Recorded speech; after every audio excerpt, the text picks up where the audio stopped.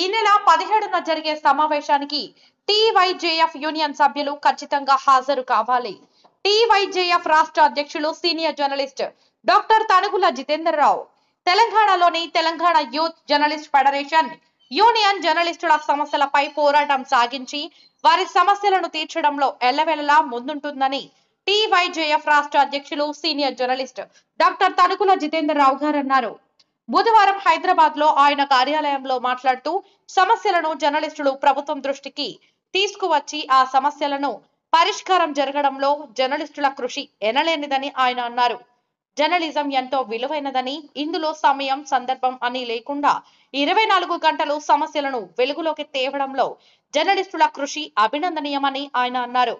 ఈ నెల 17న హైదరాబాద్ లోని TYJF chamber committee chairman Shri PV Prabhakar Rao sir గారి కార్యాలయం, చిరునామా ఇంటి number 8-2-467/4/A 2/1 road number 5 Hope Hemasai apartments Banjara Hills Hyderabad.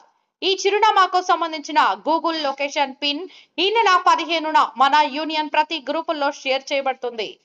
నిర్వహించే టీవైజేఎఫ్ రాష్ట్ర స్థాయి సమావేశానికి టీవైజేఎఫ్ యూనియన్ సభ్యులు ప్రతి ఒక్కరూ విధిగా హాజరు కావాలని ఆయన ఆదేశించారు. సమావేశం అనంతరం భోజన కార్యక్రమం ఉంటుందని ఆయన తెలిపారు.